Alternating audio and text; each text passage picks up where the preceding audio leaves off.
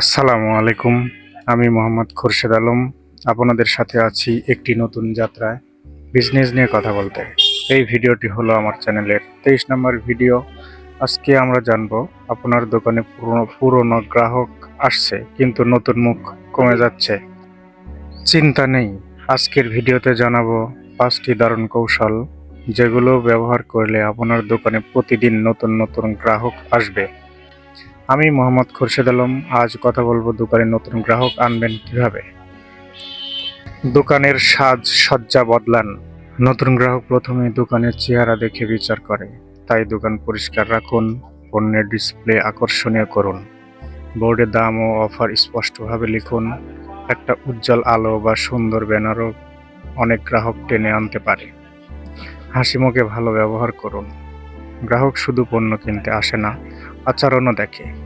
হাসি মুখে কথা বলুন। ছোটদের সাথে বন্ধুত্বপূর্ণ আচরণ করুন। বৃদ্ধদের সম্মান দিন। এতে তারা পরিবারের এবং অন্যদেরও বলবে ওই দোকানদার মানুষটা ভালো। অফার ও ছোট উপহার দিন। সবাই অফার পছন্দ করে।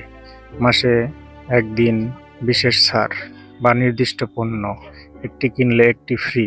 অল্প কিছু উপহার যেমন কলম, চাবির রিং বা ক্যালেন্ডার দিলে গ্রাহকের মনে দোকানের নাম থেকে যায়। সোশ্যাল মিডিয়া ব্যবহার করুন। এখন সবাই ফেসবুক বা ইউটিউবে থাকে। আপনার দোকানের নামের পেজ খুলুন। নতুন পণ্য, অফার ও ভিডিও পোস্ট দিন, যাতে পাশের এলাকার বন্ধু এমনকি দূরের মানুষও জানতে পারে আপনার দোকানে কি কি বিক্রি হয়।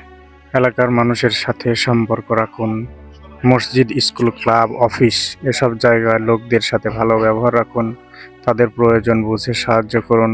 ছোট স্পন্সর দিন, তারা নিজেরাই আপনার দোকানের প্রচার করবে। শেষ কথা, দোকানে বিক্রি বাড়ানোর মূল রহস্য হলো বিশ্বাস, ব্যবহার আর নিয়মিত প্রচার। এই তিনটি ঠিক রাখলে নতুন গ্রাহক তো আসবেই, পুরনো গ্রাহকও কখনো হারাবে না। ভিডিওটি ভালো লাগলে লাইক দিন, কমেন্ট করুন এবং শেয়ার করে জানিয়ে দিন। আপনার পাশে থাকার জন্য ধন্যবাদ।